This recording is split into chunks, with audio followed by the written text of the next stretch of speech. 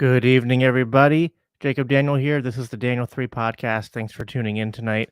Running a little late. I had to work today. My wife's gone on a women's retreat, and so I had the kids at my mom's house and then had to run, pick them up, get them back here, get them to sleep. I'm still in my work clothes, but I was just like, yeah, screw it. Whatever. Doesn't really matter. So uh, got a lot of stuff to talk about tonight with our guest. First, we'll do the basic housekeeping. Of course, as always, as with most episodes, I plug my good friend Will Bell's Rabbit Eye Blueberry Wine.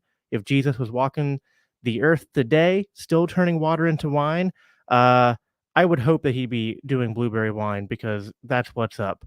And my guest tonight, actually, him and I might uh, I think we had enough of this for maybe I don't know a while, probably till the next communion, because we both drank too much of it last night.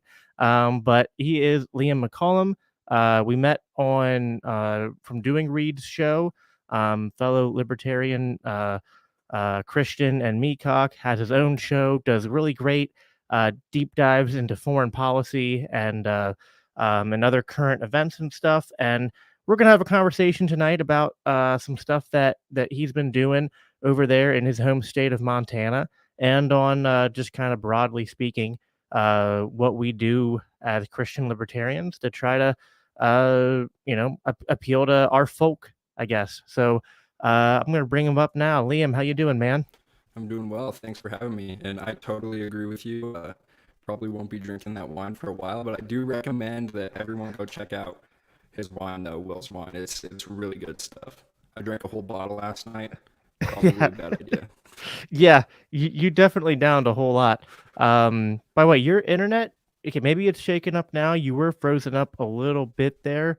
I don't know if maybe you want to try leaving and coming back in because Yeah, that seems to fix it last you night. can do that because I had the same problem last night. Yeah. All right, so we'll give Liam a chance to leave and rejoin. Um, Also, while we're waiting for him, I'll say that I'm still working on getting my website back up. It's it's a bit of a mess with the hosting process, but the website will be back up soon. Something glitched out when we switched from one host to another, and so it should hopefully be fixed soon. All right, there you go. Now you're normal and not like in the weird matrix zone that you were. Yeah, I can't tell when it happens on my end, so you should let me know if it happens Well, again. what's weird is that it didn't do anything until we went live. Like you were fine in the back room beforehand, and then we went live, and then it just kind of all went to hell. But And then whatever. last night, nothing happened until I started talking, and then it Right? just Yeah. froze up. Whatever. So, yeah, but yeah, I mean, a long time no talk, right? It's only been 24 hours. So, how you Less doing? than that. I'm doing really well. Tired today, but we stayed up until like midnight here talking afterwards, which was a lot of fun. It's good to catch up with you guys. Yeah, no, that was one of our. I don't know. I think like each talk gets a little bit better, but yeah, that was definitely a fun conversation. And then the conversation got really good afterward because we talked for like 2 hours after we were done streaming, which I was telling Reed because I was looking at Reed's Patreon the other day, and I was like, dude, like you have like nothing there. Like there's no tiers, there's no content. It's just like, which I mean, it's on brand for him, I guess. He's just like, hi, I'm Reed. Like, I do a show, give me money. It's just like you got to put something there. Like, those kind of after hours stuff might be something he might want to consider doing. Yeah, that would that Because would definitely be interesting with the Four Horsemen. right, yeah. um, but yeah, so this is we've talked a bunch, but this is your first time on my show. So maybe we'll just start out just briefly, let you introduce yourself, and just kind of your background and stuff for my listeners who might not catch you on Reed's show. Yeah, I'm a student here at the University of Montana. I grew up here in Montana, and my story as to how I came to libertarianism is pretty unconventional. A lot of people came through Ron Paul, the 2008 campaign, but I was 8 years old, so I was way too young. my parents watched the debates, and I think they supported Romney. So I grew up in a pretty traditional conservative household, and I was a neocon up until my senior year of high school. And then I signed up for a civics class where my teacher was actually an anarchist libertarian who liked Ron Wow. Paul. And I mean that, a lot of people, not a lot of people take a civics class, let alone have an anarchist teacher teaching them. So I'm very lucky in that respect. And he wasn't very overt with his beliefs or anything, but I eventually caught on, and then we started to have more conversations. I would stay after, and I would ask questions about the Constitution, and eventually that led me to Lysander Spooner. And I found that there were a lot of contradictions because on one hand, he seemed to support some things that Donald Trump would do. But then all of a sudden out of nowhere, he would be bashing like Obamacare or something like that. And me at the time, I'm a very binary thinker. I'm supporting MAGA, had a MAGA hat and everything. And then every once in a while, he'd just start to bash Trump on foreign policy. And I think that kind of broke the whole, binary system that I was in. And I was like, wait, you can actually be nuanced in your beliefs here. You don't have to like belong to one camp. What was part of it just that they were offering like a legit criticism of Trump and not like all the deranged crap that you hear from like the media on the left? Because I know, yeah, that's because I know that's something that.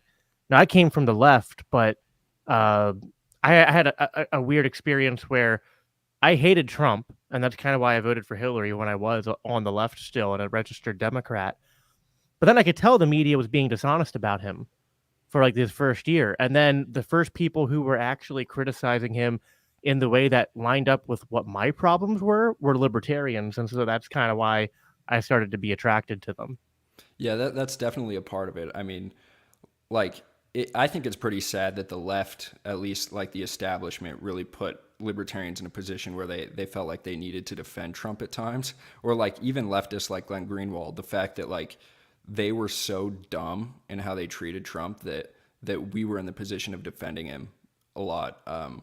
But yeah, no, I think the predominant reason was foreign policy, though. And it was very theoretical. I wasn't really technical in my political beliefs. Like, I didn't know much about foreign policy and what we were doing in Afghanistan or Iraq or Yemen or anything like that. But it was more on the level of like, well, I had been given these narratives that conservatives were in favor of limited government and natural rights and all of these things. And then it seemed to be very inconsistent policy. I think I just froze for a second. Am I back? You're back now. You're good. Okay. Yeah. So they were very inconsistent in their foreign policy, specifically when Trump first bombed Syria and then dropped the Moab a week later. Those things really woke me up because I started to look into like Trump's cabinet, and I know that he was very relaxed in his foreign policy and kind of gave his generals really the freedom to do whatever. A big example is that like Trump didn't even know about the Moab until after it was dropped on Afghanistan. And I think that really woke me up to the military industrial complex. And most of it was through foreign policy.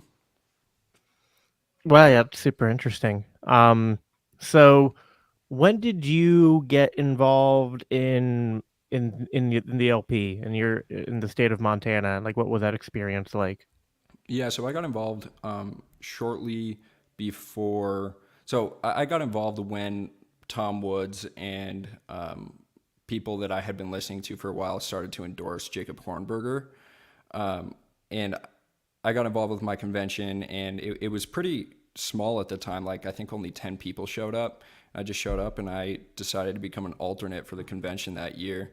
So I actually voted for Hornberger, and I went to that convention. And then after Hornberger lost and Jorgensen got nominated, I actually supported her for a little bit just because I was like, well, I'm in the Libertarian Party. I might as well support the candidate.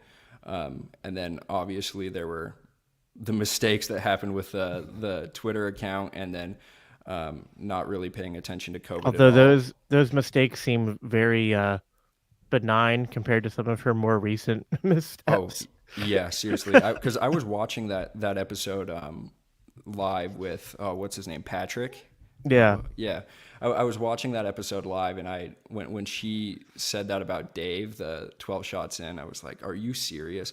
And I Well, think that really woke me up to like, I don't think she's really in control of her campaign. I think that there are just people who are active on social media who are kind of like telling her oh things, yeah. Yeah. and I believe the anti-racism tweet is probably the along the same lines too.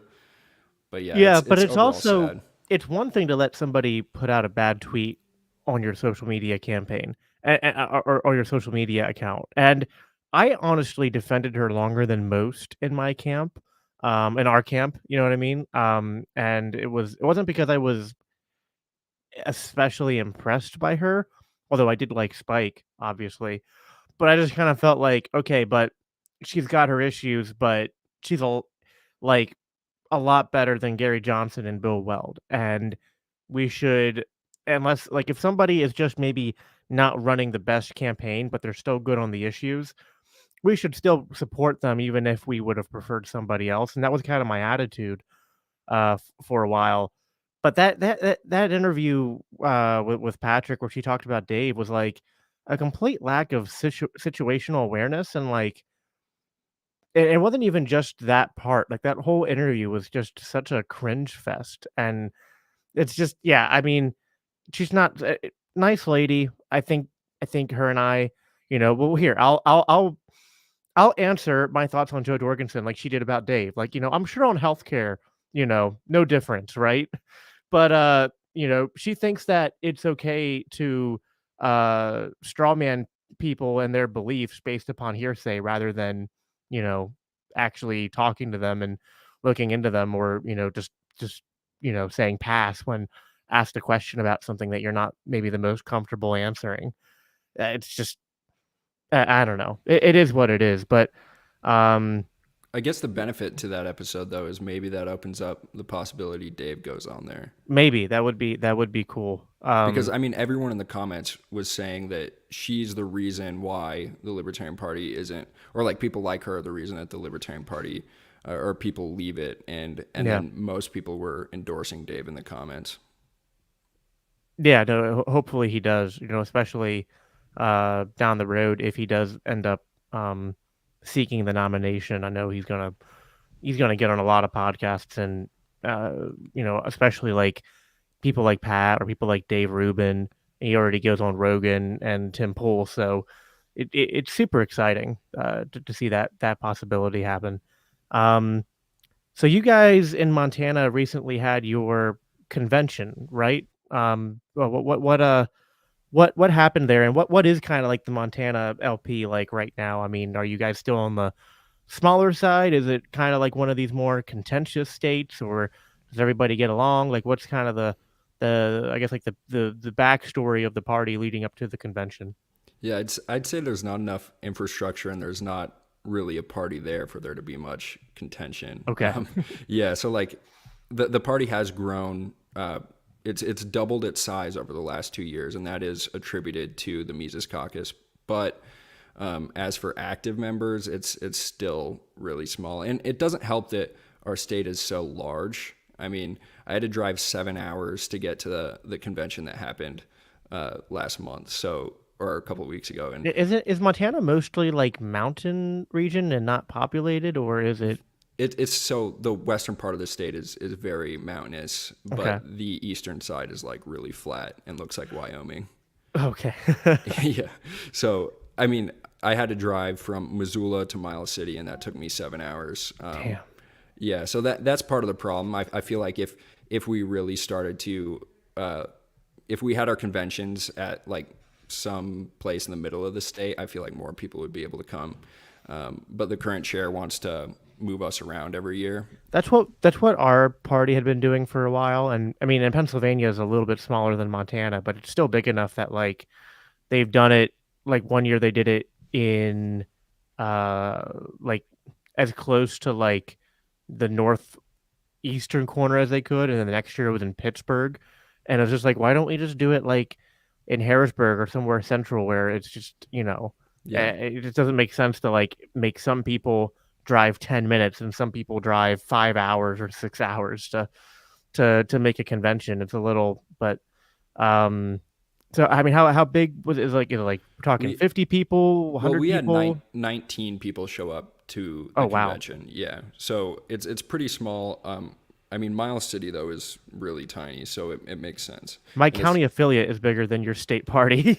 Yeah, the county I'm in has like 3 active people in it. So, and we're like one out of I think 7 counties that are Is affiliated in the Montana whole a state. blue or red state? Is it a red state because they're just mostly It rural was or it was very purple until COVID, okay? and we had a blue governor for 8 years, and then COVID happened, and yeah, we for the first time I think in like 16 years we got a Republican governor, and we only have one member in our delegation to DC is a Democrat. So, Hmm. and then the legislature in Montana is very red. Gotcha. All right. So you guys got your um I mean, I don't know what else you did in the state party, but one of the things that I saw that you told me and that you kind of put out there was that you guys made some changes to your I guess your platform.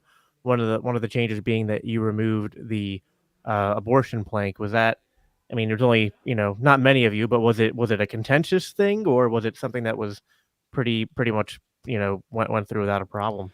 Yeah, well, the the party and the people in the party say that they've been debating this plank for decades, since probably the party first began. And apparently it's come up every single convention, which happens on even years. That's the platform convention.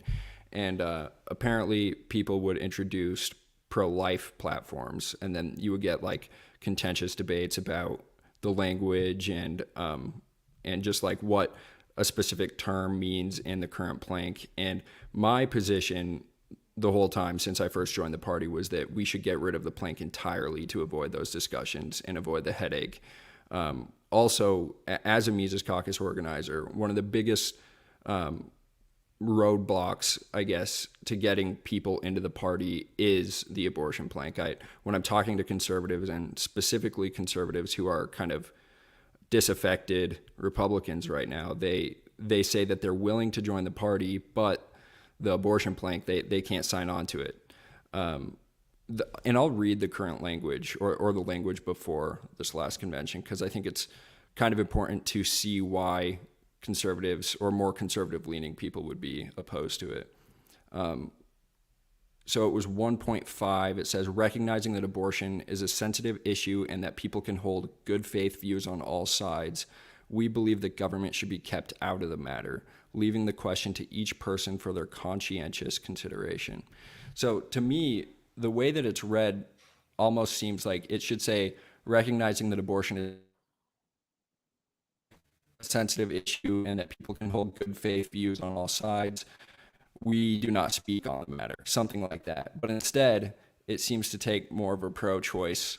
stance by saying that government should be kept out of the matter. And then, you know, I would before I proposed the amendment, I was just talking to people in the party, and one of the biggest arguments against it was that, like, you know, we believe in private societies and government should stay out of it or something like that. And I said, well, even if, if we do believe in private societies, it's totally possible that a private society might prohibit abortion.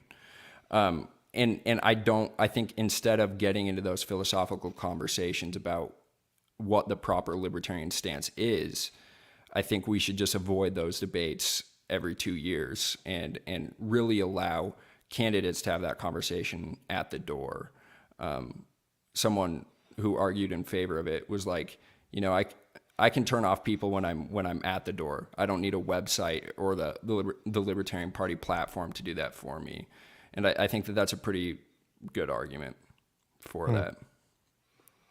Yeah, no, it's similar. That language is similar to what the national platform is too. And yeah, it's sort of like it pays a little bit of lip service to like there being different points of view, but then just basically ends up taking the other, one side of the argument, which and I know there's some, like especially in the the Praxian or post-lib or whatever they want to be called camp that feel like, they've told me like, well, it's not enough to remove. You got to put in the pro-life plank. But I feel like, and I want to get your thoughts on this. Sounds like we probably agree here.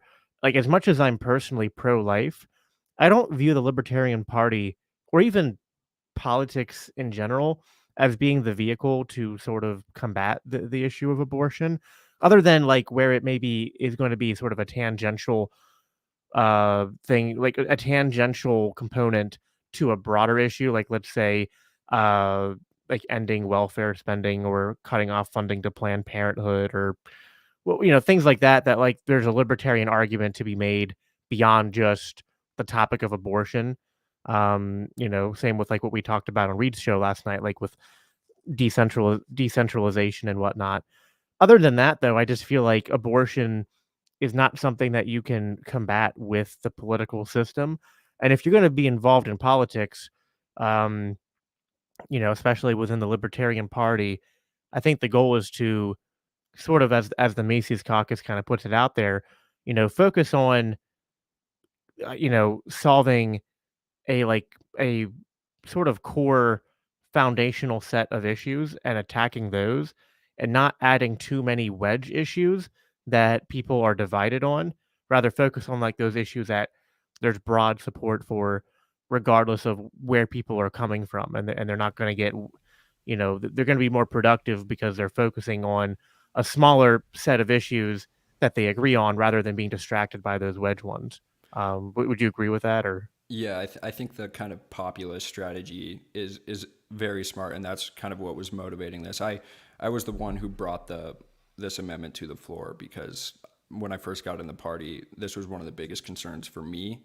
I also didn't want to be associated really with a party that had this stance, and then many, including the teacher from high school who was a libertarian, refused to join the party because of this plank. And the way that I kind of view the party is kind of as like, I think it was Michael Heiss who told me this argument. It's like there was the Dallas Accords that kind of acknowledged that the Libertarian Party is a big tent. yeah. And it was like the compromise between the minarchists and the anarchists. And it's like, we're not going to take a stance in either direction. And we're going to acknowledge that, we can have good faith views in both directions. And one of the arguments to get rid of the plank, I think, is that getting rid of it actually does what the plank is trying to do in spirit. It says like everyone can have good faith views on all sides. And we believe that everyone should leave it to their conscientious consideration. But I think actually removing it did that, right? It actually allows candidates, it allows members to hold their own view on it. And I actually, one of the proposals was to get rid of the abortion plank completely, but then leave in brackets 1.5 removed. And because I'm so opposed to like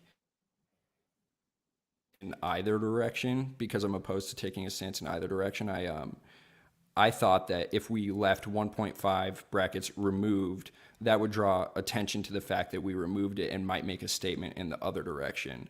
And I was like, rather than drawing attention to the issue at all, we should just remove it and then allow candidates or counties to create Right. their own platforms. Yeah. And I think that will overall benefit the party in the long term. Because I know the more blue county in the state, the one that I live in, Missoula County, was, I believe, the only county that won, that voted for Ron Paul in 2008 or 2012. So the blue county here, they might be more pro-choice or something like that, and we should allow for localism in that realm. But then also like the rest of the state leans red, and I'm like, why would we shoot ourselves in the foot when like people are so tired of the Republican Party right now? I hear it all the time, but ahead of time we're going to say that, and we're going to ostracize these people who are more likely pro-life. I just think that it's not a great strategy, and a lot of people wanted to argue on philosophical grounds during this while we were debating this amendment, and I was like, I'm not making a philosophical argument right now. Like, we could talk about the nuances of, you know, what a libertarian society might do, what due process would look like if we were to, you know, prohibit abortion or something like that. And I'm like, that's not the purpose of the party, I don't think. Like, I think we should talk about the issues that we all agree on, because I mean, the reality is we agree on like 97% of the things. Right. And it's like we can either get bogged down by debating the things we don't agree on at the cost of the things we do, or we can all agree, like, you know, this stuff here, whether it's kind of usually like immigration and abortion. Okay, we don't all have the same answers for that.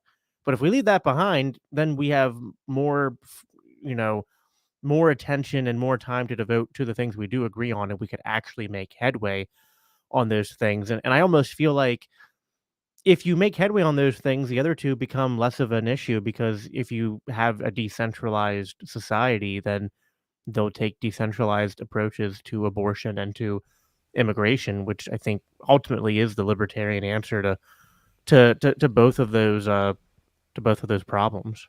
Yeah, I completely agree. And focusing on economics, right? Like, I think that economics are it's a very big factor as to why women are aborting children. And you know, I think that abortion is murder. I just wonder if the current way that conservatives argue, you know, combating it is the proper way to go about it. And rather than, you know, getting into that debate, I think that we can have, like, you know, entrepreneurial candidates or messengers out there making those arguments as to how we could fix this issue. And I just don't think that, like, a little paragraph on a website can make headway when this is such a contentious issue. Yeah, I agree. And if people are going to talk about it at all, it's better for the candidates to do it, I think, because and they can sort of, like, you know, play both sides, I guess, where they can say, well, here are my personal views, but here's the party's view, and the party doesn't really take a stance, and so that allows, you know, people to freely express themselves. It's not like they're being forced to either, you know, right now it's like you're forced to either contradict the party platform, or you're forced to, like, dodge it or try to ignore it, I guess, if someone brings it up. So it's kind of it's problematic in that regard, I think. So it's good to remove it. And I think, you know, that I agree, like, in my experience, it is, for better or for worse, an issue that conservatives and Christians focus so much on, that getting them to consider alternatives to the Republican Party is tough when there's no other party that is at least not pro-choice. It's one thing to say, hey, can you leave the abortion issue aside to focus on other things, but it's hard to do that when you're, you know, joining a party that is basically explicitly pro-choice. At least being neutral, you know, you're not going to get everybody, because again, I do think there are some who, like, the issue is so important to them, and their view is that, like, you know, we need to use the political system to solve it, and so they're going to continue to operate within the GOP and be single issue voters and whatever. Those are not going to be the people we reach. But the other ones who are more like us, who care about it, but think that the solution is outside of politics, this frees them up to maybe finally make that plunge into the LP without violating their conscience. And, you know, I mean, we need people, obviously. Like, if we're going to be competitive politically, you know, whether it's, I mean, we're honestly, I don't think we'll ever be competitive on a federal level, but we have a chance to be somewhat competitive at a state level, in certain states. And I think we have a really unique opportunity to be competitive at the local level. But even there, where the barriers are less, we still need more people. You know what I mean? Like, and the Libertarian Party, I think, for so long has been playing this strategy that's like, instead of growing the movement, it's like, let's try to trick Democrats and Republicans or the moderates into voting for us, even though, like, they don't agree with us on anything. It's like, Right. it's not a winning strategy. It's had, like, you know, certain years where pays off in the short term and you get like a high vote total, but then you look at the next year and the vote totals drop back down, or at least the percentages drop back down. And it's like, so you're not, getting people to vote libertarian once doesn't actually move the ball forward in any meaningful capacity. Yeah, I think Rothbard's idea, like when he helped found the party, is really what we should be pursuing. Is that like we should be a vehicle for pure libertarianism, and conservatives pretend to be libertarian, and especially in the state here, we hear all the time from both Republicans and Democrats. They're like, well, I have a libertarian streak in me. And I think that like if there could actually be a party that represents real libertarianism, we could at least influence them in this state. I know many people who have declared as a libertarian who have then received calls from their Republican candidate, like trying to negotiate with them and trying to get them to drop out of the race. And I think maybe that's specifically a problem that we have here in Montana, but I think we can really use that to our advantage. And I think that red states like Montana need to, I think we should also maybe embrace decentralization in the Libertarian Party too. And, maybe Montana is one of those states that needs a pro-life platform later. I don't think that I would advocate for that, but and then a more blue state would have a pro-choice one. I just think another problem we ran into here in Montana is some people think that we should have a standardized platform that goes along with the national platform. I don't know if you've ever heard that argument. I have, yeah. Which to me seems weird, because if the national party changes their platform, it's not as if like the state party automatically like corresponds or fixes. Like that would have to be voted on.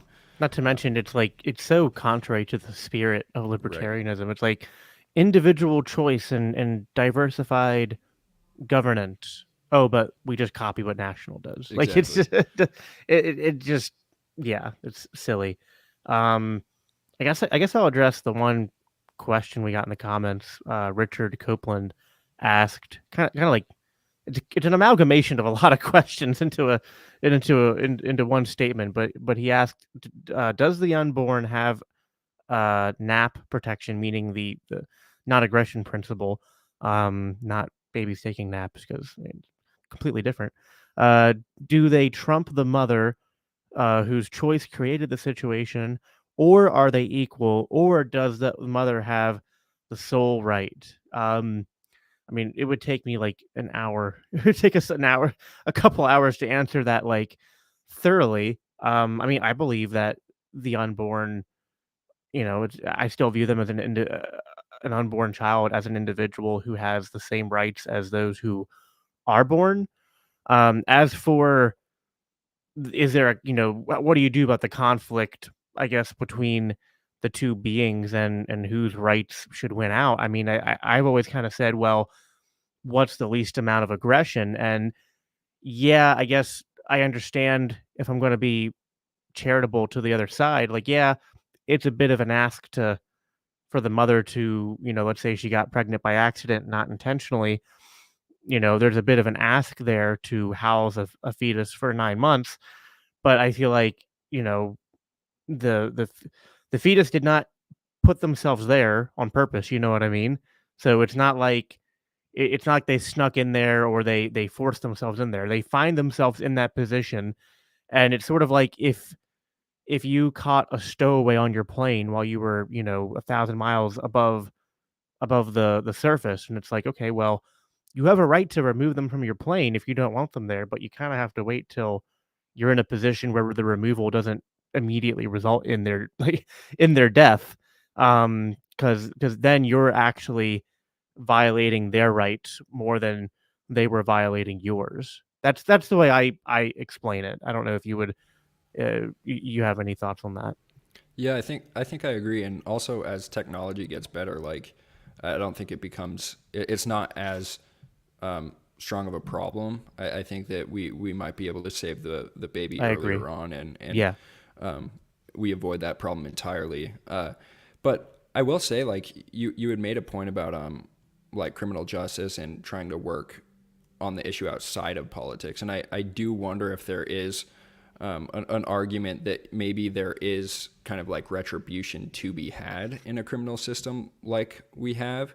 And I've debated this so much just in my own head, like whether or not it would be a more pacifistic thing in the free market, whether or not we would try to avoid violence at all. I know Bob Murphy kind of has that view of criminal justice, that like the incentives move away from violence altogether.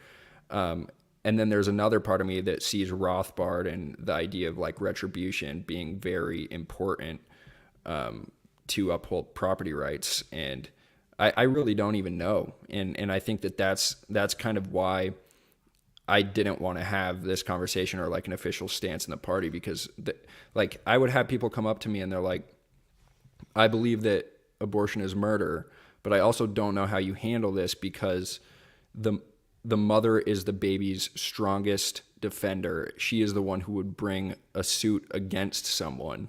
And it's like, how does she bring it against herself if she's the one who chose this? And it's like, does the state? It just feels so weird to me. And I don't know what the answer to that is really either. Well, I typically reject the state on any level, although there is something to be said that the more local the government, the less problematic it is. But I tend to reject the state being a solution to abortion on any level, because I just ask, like, okay, well, how would you enforce it? Because again, laws have no meaning if it's just words on paper. Like, you have to enforce that law. So what does that, what shape or form does that take if you pass that law? Are we going to, lock pregnant women in facilities if they even think about or attempt an abortion and hold them there for 9 months? Okay, well, now we're, that seems to me to be a little bit of a moral hazard, to say the least. And then this also, as someone who, so our fourth kid is on the way, but we've had 2 miscarriages. Like, so are miscarriages now fair game for the government, for police and law enforcement to investigate? As every miscarriage is now an opportunity for potential criminal charges to be levied. It just seems to me that you're opening up a lot of issues there. I just think, and now there's something to be said. All right, well, what if we got rid of the state and we had actual, polycentric market governance and anarchistic society? Could there be retributions of a sort applied there? I don't know. I feel like it's always better to aim them at those who provide the service than at the mothers themselves. Kind of the way I lean. But this is one of those issues where there's no perfect answer. I do think what you said earlier is spot on, that and I've had this conversation with Carrie Baldwin, who I think is like the like the best resource for Christian libertarians to go to, as far as like dealing with this issue, because she handles it so well. And she actually had a debate with Walter Block at the Soho Forum, which was really well done. But the reason for most abortions is economic considerations, and then behind that, it's usually being pressured by the family, of either the their own family or the father or etc. Often for like economic or social reasons. So the more we can do, especially as Christians, right? Especially like the church, I think should take a leading role in this. But the more we can do to provide a safe haven and a support system for mothers, for women who have a crisis pregnancy, the more we can actually see a meaningful decrease in abortion. Plus, technology plays a role as well. I agree with you there. So that's it's kind of a difficult balancing act, right? Like we all want to see less abortions, but I'm not a single issue. I'm a voter or whatever when it comes to abortion, though. Like I recognize it as the evil it is. I feel like there are other considerations that have to be made, and I think it's fallacious thinking to base all of your political decisions based upon, is this person pro-life or pro-choice. But I I definitely think it's a lot easier and preferable if the party is at least agnostic on the issue and not taking a pro-choice stance. Yeah, I mean, I could see them like acknowledging that the unborn, like they are lives and that they have rights and they deserve protections or something like that. But once you start to get into the nuances, I'm not sure, and I think the market would solve that. And I do think that if we are to go the retribution angle, I think the idea that you would go after the person who administered it is probably the best option. But then I don't know what happens then with the coat hanger examples. Yeah, but it's like again, it's sort of like my response to that is like there's no, this is kind of like what I label the Nirvana fallacy, which is kind of like there is no perfect answer, right? There's always going to be a Right. trade-off. There's always going to be a cost. There's always going to be a risk. That doesn't mean that we shouldn't weigh those risks, but like we're always going to get down to a what if, and we can't eliminate all of the what ifs. I would rather it be harder to get an abortion, and if people get one, that they're taking that risk that and doing it that way, than having it be normalized in a doctor's office. Is kind of where and that might sound cold to some people, and I'm not saying I want the woman to do a coat hanger abortion, like I don't, but it's like again compared to the alternative, it's like I would rather it be denormalized to an extent where people like if someone really wanted to do it, they would have to do it that way versus having it be widely available in various medical facilities. Yeah, I guess the problem with conversations like this in total is like it seems to me the polycentric idea of law is that you would have very decentralized judges deciding based off of the particulars, and it's really hard to come up with general, you know, solutions without having Sure. those particulars and then having the aggregate from a decentralized system that because I think then once you would have a decentralized system that does kind of work more like common law, you might be able to pull a precedent or a standard or a rule out of that, but we don't have anything like that right now. I don't think. Yeah. And then, I guess like the other thing is sort of like um I lost my train of thought. When dealing with the issue of abortion and uh we're talking to other Christians about this issue, it's sort of like eh, are you going to be able to convince the entire world to ban abortion, whether that's done through the state or whether that's done through anarchy or whatever? Like, and I don't know, I have this problem with Christians broadly speaking, not even just on abortion, but it's just like I don't know, like part of me is just I guess I've accepted that there are always going to be those who are not Christian and people who are going to find some corner of this planet to live lifestyles and to participate in things that I find to be degenerate or evil. And I don't think that what Christ calls us to do is to seek those people out and to wield the sword against them to stop them. You know what I mean? Like, um, like I'm not a pacifist. Like I believe in bearing the sword to protect the innocent.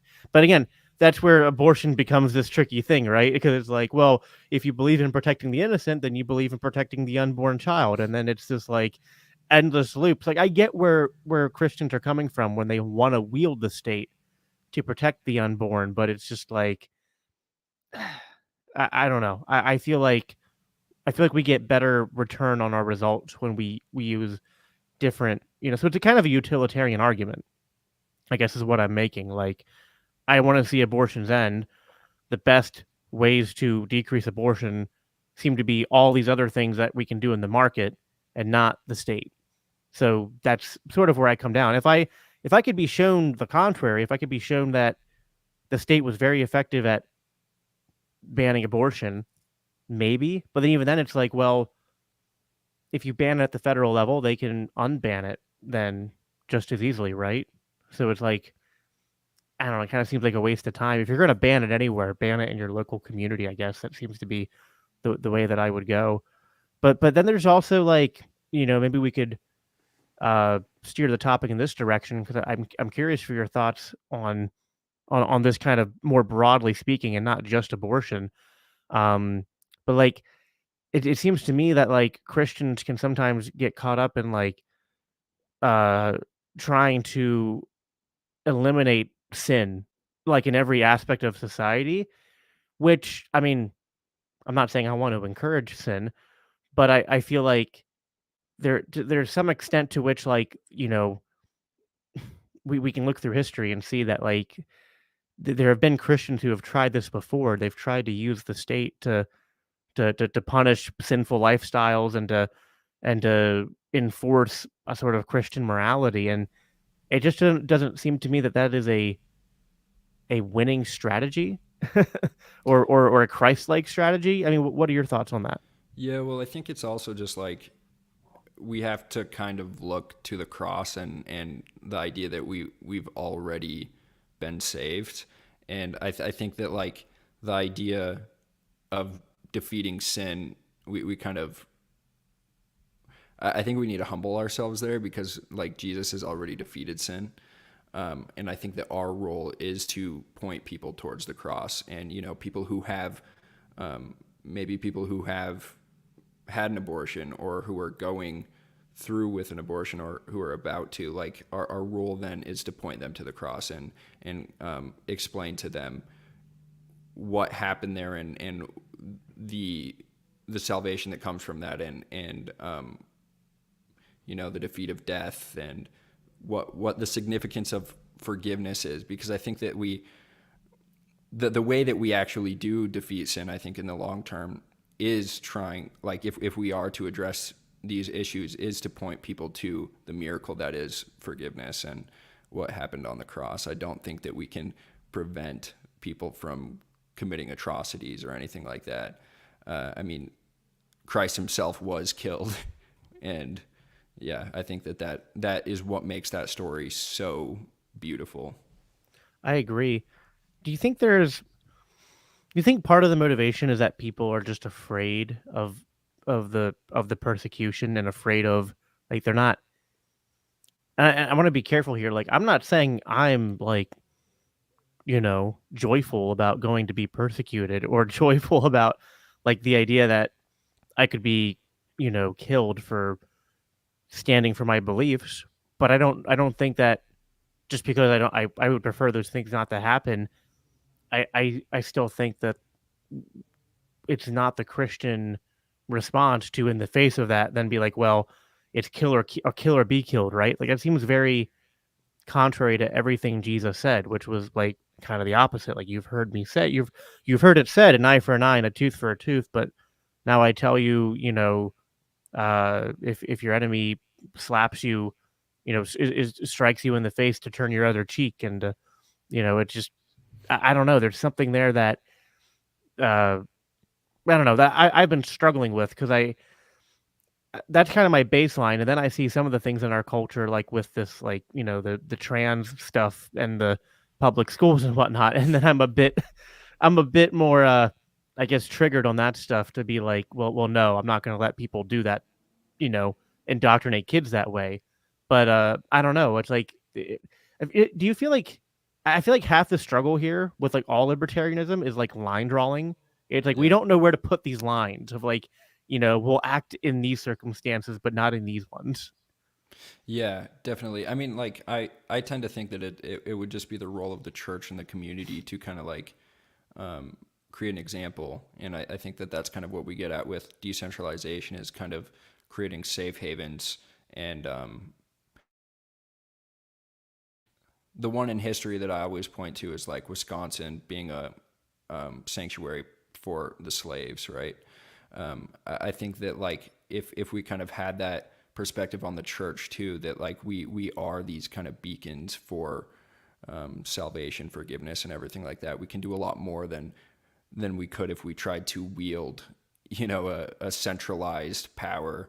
I think the concept of power, especially right now in the conversations we see on Twitter about, the state and weaponizing it against sin is that power's talked about too unidimensionally.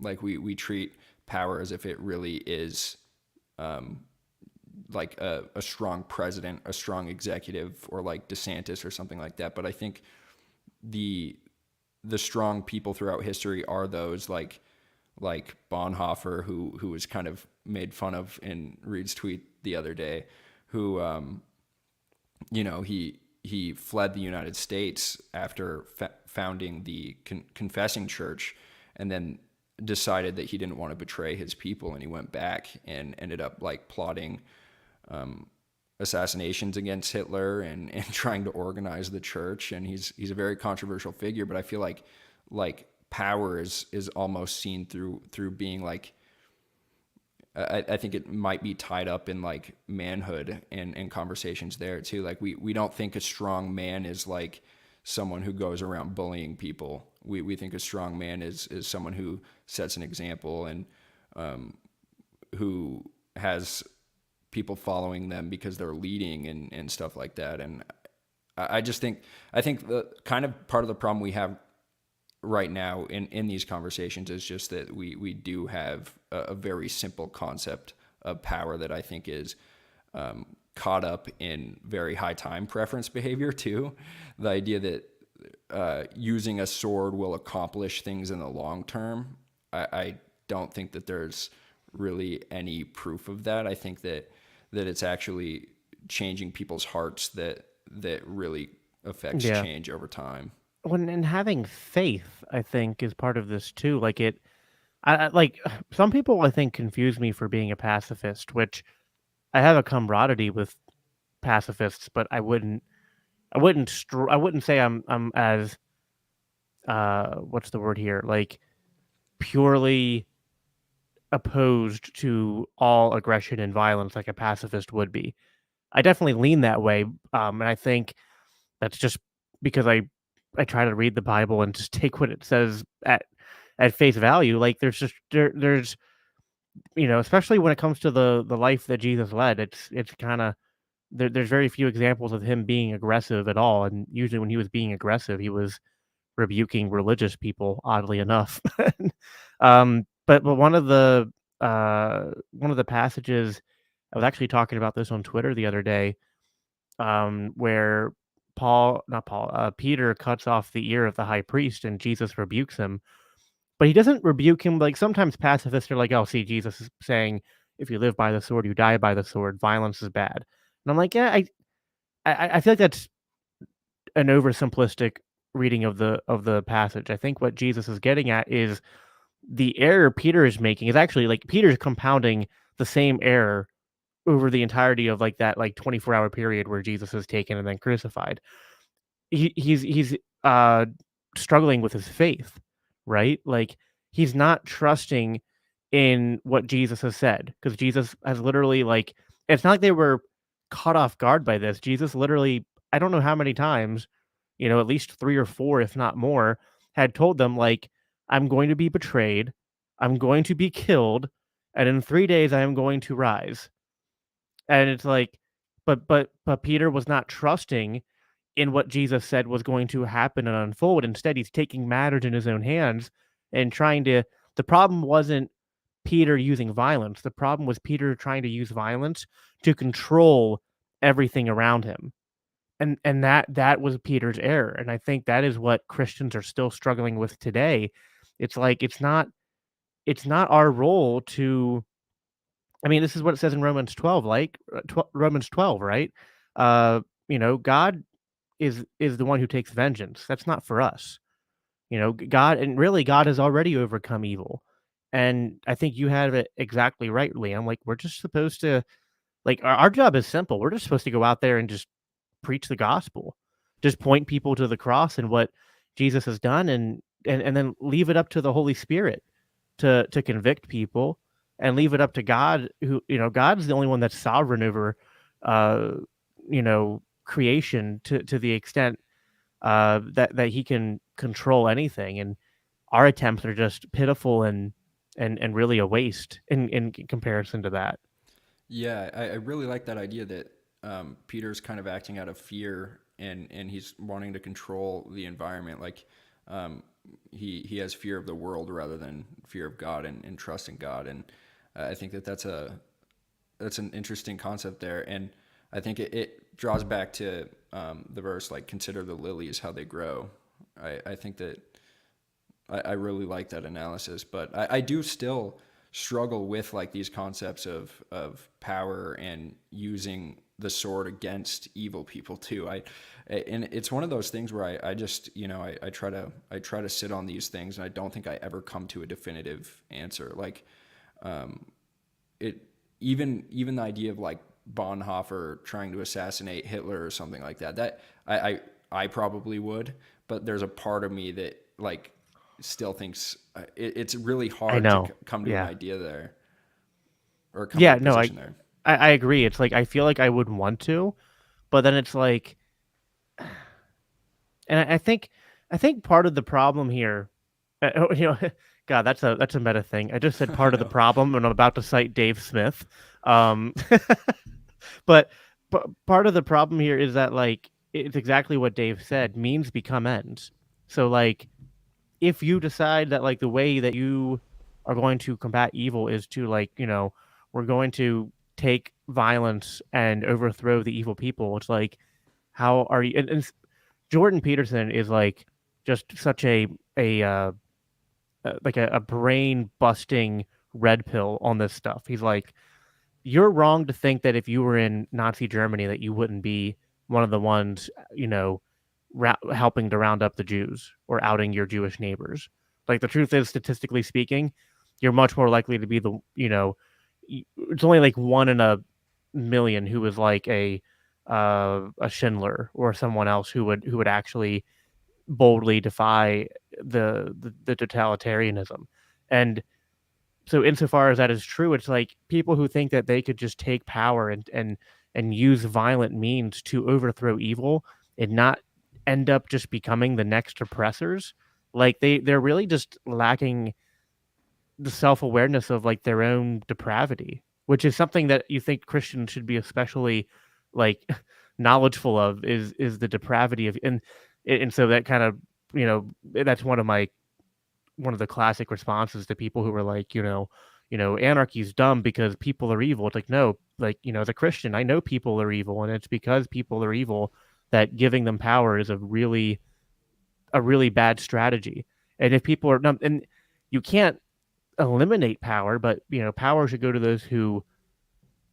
and authority should go to those who don't seek it through violence, but rather like they earn it through getting pushed up to that hierarchy through their modeling that archetype of being a leader, which is what Jesus taught, right? Like he said, if any of you would be a leader and would be first among you, he must be last. And to be a leader is to be a servant, and that's what he modeled. I mean, it's I don't know. It just to me that it just seems like it's right there. Like this is how the church is supposed to live. This is what we're supposed to do, and it's really disheartening to see so many Christians missing the mark.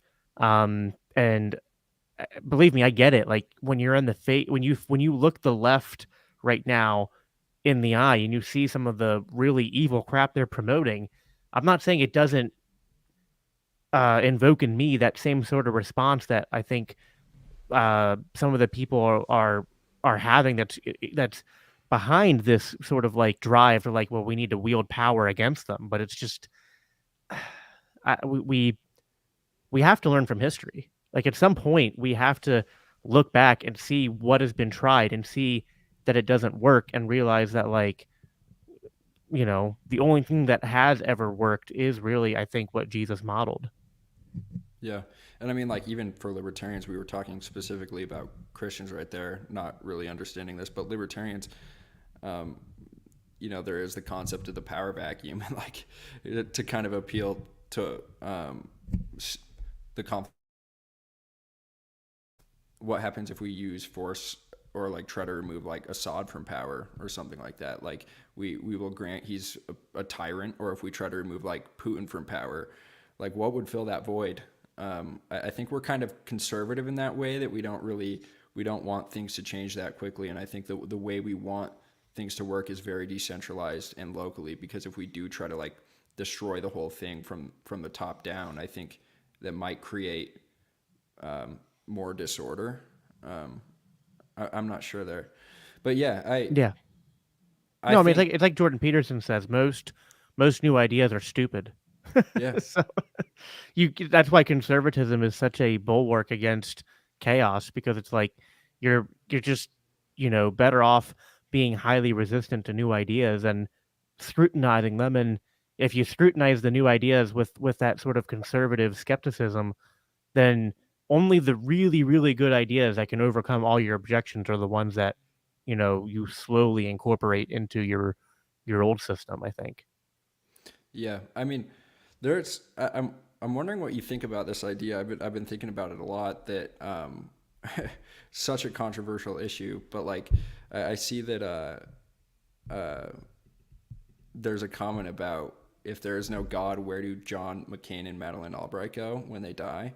I wonder what you think about the idea that like, if we saw them in heaven, that would be like a miracle. So I think that like people like Reed, when they hear that, they might be like, well, that means that God is evil if Right. they're in heaven. You just put Reed back into the atheist camp firmly again. Yes. So it's like, I don't. What do you think about that? Like, if we died and we found Hitler or John McCain in heaven, Right. what would that say? Gosh. It's I mean, a this is kind of huge like what, problem. right. Well, this is the problem of forgiveness that you kind of cited earlier. And it's sort of Christianity's greatest attribute, but also its greatest weakness, because like, on one hand, I mean, it's amazing to think that there's nothing we could do that can separate us from the goodness and the mercy and the love of God. But then it's like, we can, as libertarians especially, look at some of these people like McCain and be like, oh, look at all the evil shit he did. Like, even him, God, you can love even him and forgive even him. Um, and I don't know. I do think the Christian hat has to win out at the end of the day. Um, the forgive like we don't earn our forgiveness. And I think the problem is that John McCain is evil, but I guess the way I look at it is I'm also evil. And if I had grown up in John McCain's environment and lived his set of experiences, again, kind of like the thing I said earlier, where like you're statistically likely to have been the person rounding up the Jews in Nazi Germany. I think a lot of us are statistically likely to be the John McCains and the George Bushes and the Barack Obamas. And it doesn't mean that we would all be that bad, but it's like, when your best argument is like, oh well, if I was in those positions, I might not have killed as many people. It's kind of like the people who simp for Trump and they're like, oh well, he didn't start any new wars. It's like, that's not good enough. You know what I mean? But that's the point. Like, the forgiveness is that the point of the cross is exactly that, which is that all fall short of the glory of God. And, you know, who am I to say that, if God can, if God forgives me, who am I to go to him and say, but you can't forgive that person? I didn't earn my forgiveness any more than that person did. If God forgives them, we can't demand the forgiveness, but we also can't demand that God be selective with the forgiveness either. And that is a major, that might be one of the harder parts of Christian theology to swallow, I admit. I don't think Hitler or John McCain are in heaven, but I mean, can I bank that? Can I take that to the bank with 100% certainty? No, any more than I can make sure. There's no way for me to know that I'll be in heaven. I mean, Bible says, "Work out your salvation with fear and trembling," and um, I wouldn't. I mean, obviously, I wouldn't bet on those people being in heaven. I'm not saying that's a high likelihood, but it's just, it this stuff's complicated, and I think you have to approach it with a sense of humility to, and like this isn't. I know I'm going on a bit of a rant here, but like this isn't even strictly biblical stuff. Like this is what science has taught us. This is what psychology has taught us. Like when Jordan Peterson talks about like how you would be likely to be rounding up the Jews in Nazi Germany, he's not citing the Bible. He's citing his decades of experience within the field of psychology and studying the 20th century and how these horrors were committed. And that's the conclusion he came to. And I think it lines up with the Bible, but we can derive that knowledge just by looking at the empirical reality around us. Right. I mean, it's like even in today's environment, the amount of people who probably support going to war with Russia right now. Yeah. Evil, I feel like sometimes might even represent itself through just naive people and manipulation. And I don't think that's speaking to them themselves. I think that that's more about the sin than the sinner. And I think that that's kind of where I think that's the solution here, is that you really do have to separate the sin from the sinner, and the idea that they are really being manipulated and led here. It's like if John McCain were to be in heaven, or if Hitler were to be in heaven at the end, I would hope not to pause and be like, oh, well, he is such an evil person that he deserves damnation. I would see in that moment that there must have been such a significant transformation that person is no longer, he has been transformed. We're not even speaking about the same being at this point. Well, yeah, and honestly, like, I mean, another thing we know through psychology, I think, is just that like a lot of the people who have done the most evil things have been like they were twisted up by a lot of evil around them. You know what I mean? It's sort of like wouldn't it's like here's a question, like, would you go back and kill baby Hitler? And I sometimes surprise people when I say like, no, I wouldn't. Because at that point he's innocent. Like he's just a baby. And you know, I think it's helpful to always the way that God looks at us, it's like imagine if you were like imagine if someone came from the future right now and like said, Liam, your son's gonna grow up and commit the next Holocaust. Would that make you love your son less? Like think about that. Like 'cause that's really what this is about. Like if God loves us because we're his children, but at the same time, like he knows his child will go on to commit great atrocities. It's like, well, if you knew that about your child, would you suddenly not love your child? Like that, so listen, I'm not saying this stuff's easy. Like this is some of the meat and potatoes of religion, um, but that's the way I think we have to try to view it. And God is, as much as he's a God of justice and of goodness and he abhors evil, he's also a God of love and of mercy. And it's only through that acknowledgement uh that we don't earn our salvation. I think that the true beauty of what the cross is really comes into focus. Because the minute you can compare yourself to somebody else and say, I deserve to be here, but they don't, you've missed the point. Because that's not what the point of the cross was. The point wasn't it wasn't that we could get I forget where I heard this, but it's the idea that like religion for most of history was about how to get to the top of the mountain and get to God. But what Jesus did was say, no, like you will not make it on your own. Instead, I will come down and we'll go up the mountain together. That is what Christianity is about. So that does okay. Well, yeah, I might kill Woodrow Wilson. We'll make an exception there, but no, even then, it's like I mean, now listen, would I kidnap Woodrow Wilson and try to raise him better? Like, I'm not saying if I had time travel, I wouldn't maybe try to abuse it, but, but I wouldn't kill someone who's innocent who hasn't committed those crimes yet. And uh, yeah, I think we have to be humble in recognizing that seed of human evil that's within all of us. Yeah, I'd try to go back in history and sit on the admissions for art school and try to get Hitler into art school instead. Right. Yeah. Yeah, I wonder, have you seen the video of do you remember the Amber? Oh, I think I cut out again. Sorry about that. You keep like every time you go to speak, you have like a second cutout, and then it comes back. So It's terrible. No, have you seen the Amber Geiger case, or do you remember following that at all? So maybe I have, but I don't know. yeah, Refresh she my was memory. the police officer who she got off of work, went home, and then entered the wrong apartment. Oh, okay. Yeah. Yeah. So her trial, the guy's brother, the guy who she killed, his brother sat in the trial and essentially forgave her and asked for a hug. And this is one of the most moving scenes I've ever watched. And this is what I typically reference to make the point that you just made about forgiveness. Is like, I think that what Botham Jean is his name. He's the guy who forgave Amber.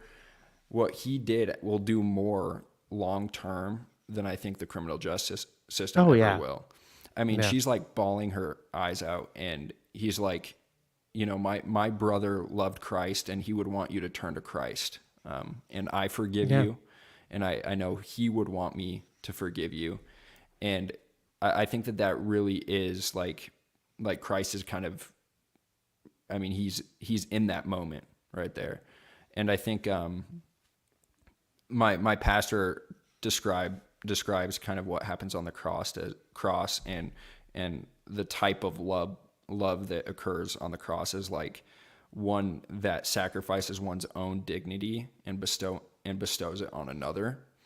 And I think that what's so beautiful about the story of Christ is it's not like the story of a family member forgiving someone who murdered their son or something like that. Like it's about Christ forgiving everyone when everyone and their sins are responsible for his own death. Right. And there's something so significant and profound there that I can't even, there's so many layers to it. And I think that you're right that Jordan Peterson is very good at picking Yeah. apart what exactly is happening there on the cross. And there's just so many layers to forgiveness and love there that I think needs to be focused on a lot more by Christians.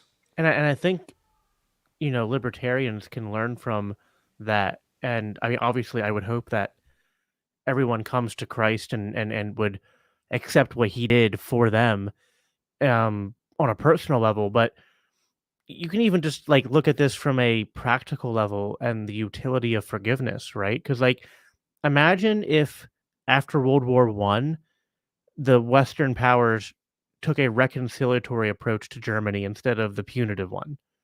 Like imagine just how differently history plays out if they forgave Germany instead of seeking vengeance upon them. And that is the utility of forgiveness. It's the wisdom in it, and that's why like violence begets violence. It's true, like an eye for an eye, and the whole world goes blind. Like these aren't just truisms, and they're not. They might be cliches, but like cliches are sometimes like they're called cliches not because they're false. It's just like they're so true that like to utter them can sometimes be embarrassing because it's like you've heard them so much, but they're still true. And that doesn't mean that, I would say forgiveness should not mean injustice. Like if somebody is going around, murdering people, well, like, forgive them, but also like stop them from continuing to murder people. Defense is not in conflict with forgiveness. Uh, I would say if you steal from somebody, that person that was stolen from, restitution should be made and encouraged. But um, there's a difference between sort of like the legal remedies that we would still need for a society to function, which I think by the way, that's the actual message of Romans 13 is not the justification of a state, but rather like Romans 12 and 13 are right next to each other. So in Romans 12, Paul is saying, like, live at peace with all and do not overcome evil with evil. Do not seek vengeance. He's like, but, administer civil justice. And if people are, there are people who need to wield the sword in the defense of the innocent. Like anyway, that's a whole different thing. But, you know, insofar as, yes, if people are going around hurting people, and if people are, uh, if their rights are being violated, there needs to be legal remedies to that. The legal remedies should be to make the victim whole and less about applying punitive measures on the person who did the perpetrating. And really, I think criminal justice should be less about uh, uh, punishing people and more about trying, more of a restorative, regenerative approach where you're trying to identify why people have why that person did what they did and to put them on the path to healing and ultimately, if possible, being reintegrated into society. Like that's what we should want as libertarians and as Christians, I think.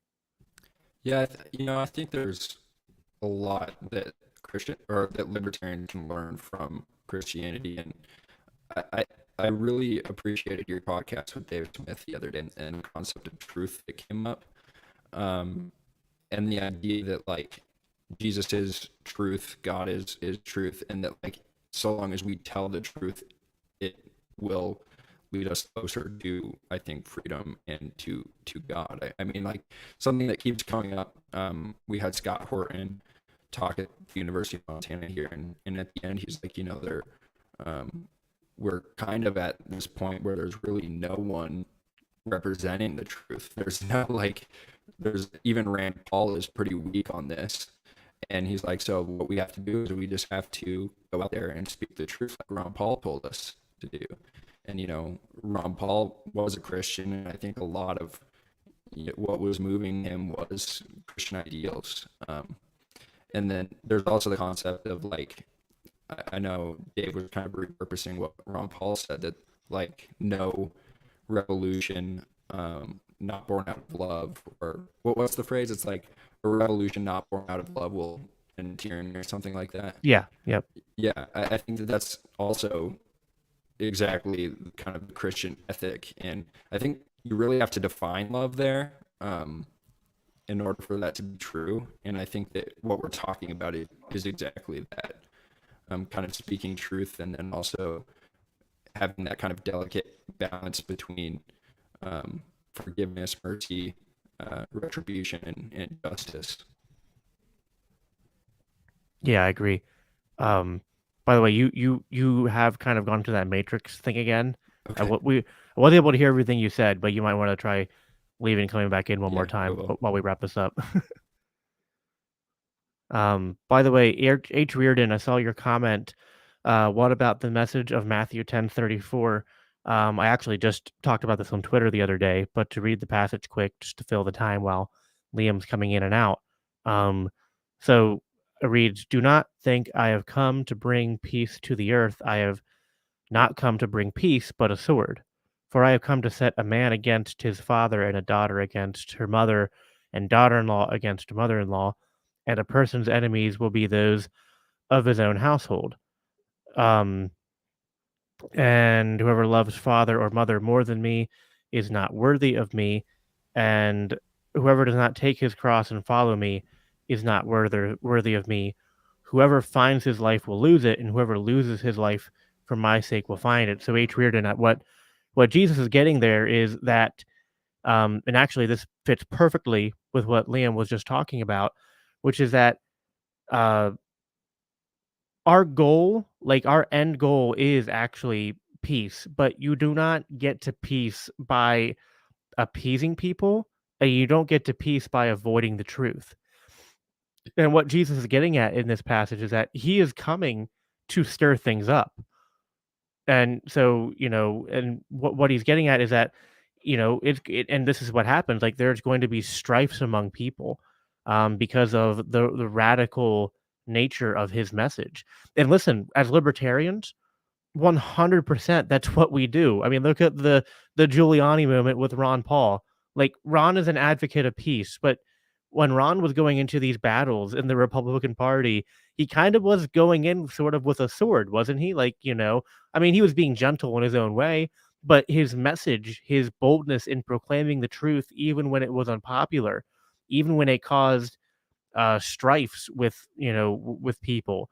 And then a lot of us have experienced that, like when we start preaching the truth, we might lose some friends, we might even have family that feel like they can't support us, or that they don't agree with us, and they'll you know block you on social media or fight with you or whatever. Like, this is the kind of stuff that Jesus did in his day. And just in the same way that, like, Dave Smith and Scott Horton and all of us, I think in this kind of Mises caucus sphere, what we're trying to do is to in order to have long-term peace, we cannot have we cannot sacrifice the current status quo of, like, a sort of, like, faux peace, where it's like a peace that's built upon of avoidance, and a peace that's built upon, like, suppression of the truth and people avoiding the problems. It's sort of like the way that we're avoiding a recession right now is not actually by dealing with the economic reality. We just keep on spending money and keep on doing qualitative easing and keep on artificially keeping interest rates as low as possible. Like, we're avoiding right now that economic disaster, but it's still coming. And so in the same way, that's what Jesus was saying in that passage.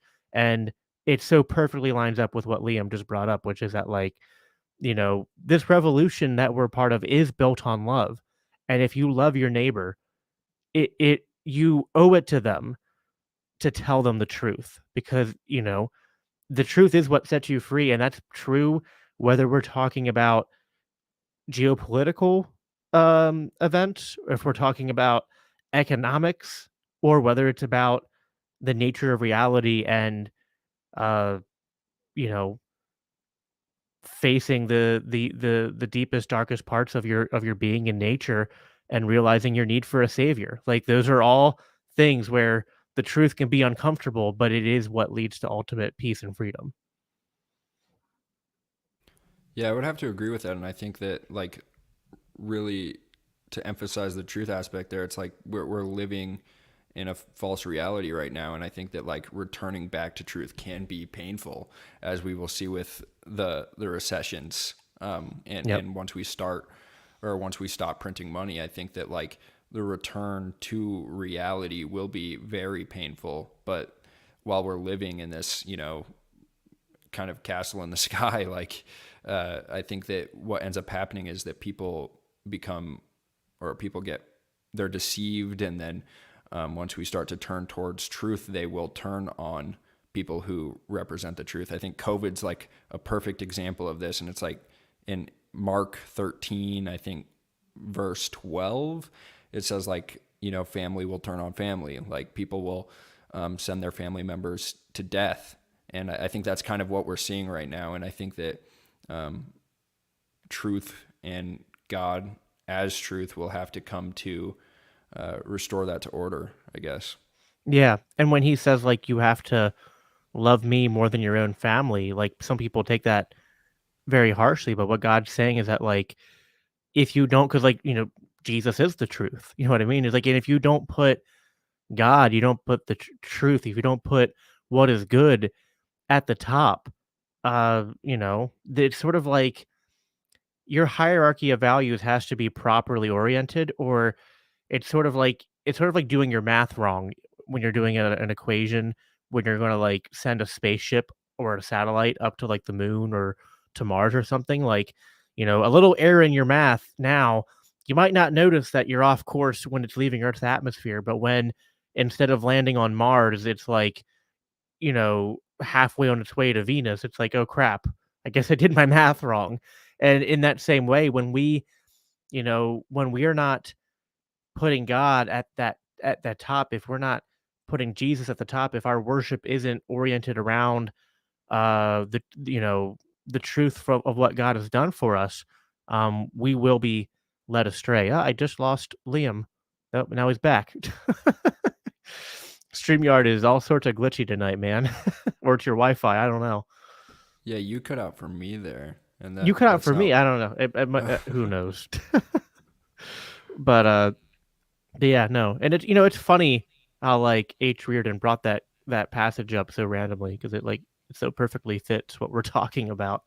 Um, it's the kind of things like I don't know what your experience is, man, but like there's so many like little things like that happen in my life where it's just like I don't know, like it's sort of like you're on the right path because like weird circumstances sort of line up that way in Mhm. ways that like you weren't expecting, like whether it's like meeting a person at the right point in time or somebody says something in sort of like the perfect setting to inspire productive conversation or to solve a problem.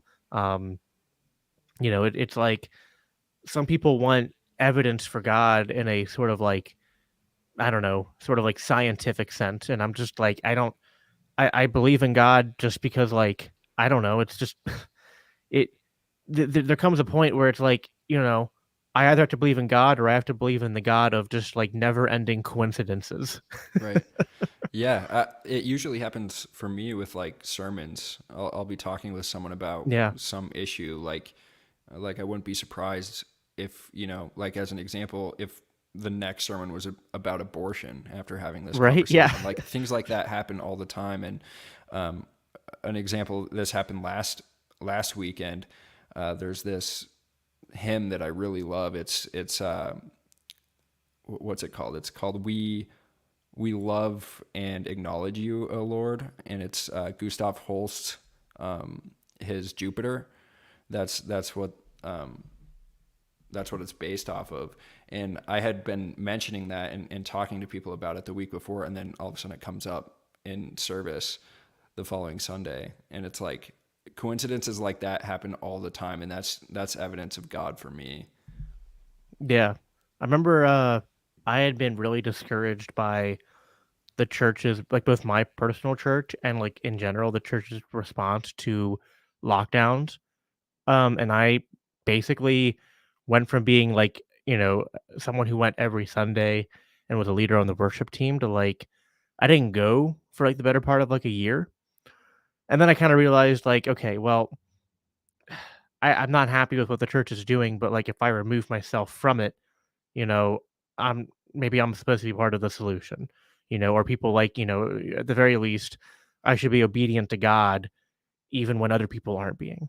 So the first Sunday that I went back, um, I go and the pastor gives a sermon that is basically about he speaks out of the book of Judges, and it was like they were finishing a series in the book of Judges, and then I was like rolling my eyes because he was going on about the refrain that's like, and there was no king in the land of Israel, and everyone did was right in their own eyes, and I was just like, oh great, and I'm sure we're gonna hear Romans 13 and blah blah blah blah, and then suddenly it goes completely different. Then he says, but then we see later in First Samuel 8 that when they get a king, it's not a solution to their problems, and that the only true king is God. And we have to stop looking to political figures to be our saviors. And I was like, holy crap! Like, like I've been gone for a year, and then I come back, and the first Sunday I'm back, like my pastor's giving a sermon that might as well have been titled "No King but Christ," and I was just like blown away by that. And it's just there's so many things like that that happen that just I mean they're just like it can be hard to communicate the just like the awe that fills you when those things happen, and that continue to happen. Um, so yeah, that's I know exactly what you mean when it's like sermons or conversations or you turn the radio on at the right moment and a song comes on that speaks to you. It's just it's that's how God works, and that's how he talks to us, and that's how he guides us. Yeah, my pastor, he said something pretty similar. He's been really good on this. He was the first church in my county to open back up, and he's told me personally, like, he won't shut down again. And really, we've kind of been, especially in the Bible studies, been prioritizing the relationship of the church to the state. And he actually is the one who taught me about Bonhoeffer and he kind of like the different spheres of authority. And we learned about the Magdeburg Confession. Do you know anything about the Magdeburg Confession? I might have heard it, but I don't know it by name. Yeah, I would love to see you look into it and maybe do an episode on it. It's very interesting because it was a bunch of church figures that came together to try to I think they were protesting against the Roman Empire. I could be wrong about that. And they developed the concept of the doctrine of the lesser magistrate, which is essentially just localism. And the idea is when a higher authority gets out of line with God's word, a lower authority can kind of put it in its place. Huh, that's cool. I just looked it up here. Yeah. Huh. And it looks like yeah, I'll have to do an episode on that. That fits a lot. That sort of fits into it sort of fits a little bit into the Dutch Reformed idea of sphere sovereignty a little bit. Yeah. There's probably a little bit of overlap there. So that's cool. Well, we're about an hour and a half in. I don't go for 2.5 hours like Reed does when we go on his show. At least not very often. But this was a great conversation, man. I appreciate you coming on, and this is this is the kind of stuff that I think we need to be talking about, and so I hope people are encouraged by these conversations, and they can just be a small part of the ongoing pursuit of trying to find the truth and find meaning in all of this, and being encouraged to go out there and we all have our own battles to fight, you know what I mean, and it all comes together to, I think, the glory of God, and to the being part of that overcoming of evil through good. So where any closing thoughts, and then where can people find you if they want to follow you and what you're doing? Yeah, everyone can find my YouTube channel at Liam McCollum, and then my Twitter account is @MLiamMcCollum. I'm also on Odyssey, Spotify, and Apple Music, so everyone should follow me there. I just released an episode with Scott Horton. It's a recording of a talk that he gave to my student group on campus here, so it's like 3 hours long, but I mean it's a real deep dive. So pretty short for Scott. Right, exactly. Yeah. And then it was funny. He gave another talk 2 days later at the other college in Montana, and he's like, "Yeah, I'll make this one much shorter because I talked for 3 hours the night before," and he's like, it went for 2.5 hours, so it's like you just cut 30 minutes off. Right. Yeah. But yeah, that's funny. I really appreciate you having me on, man. We'll have to do it again, and you'll have to come on my show. Yeah, for sure. Yeah, let's keep the conversation going on your show and mine. So, well, yeah, thanks again for coming on. Thanks for everybody in the comments too. Like, it's really cool to have that interaction with you in the audience. Even you, H. Reardon. Like, I know you and I disagree. Like, you're on all of our shows, and like, you definitely come from a very different perspective of being more.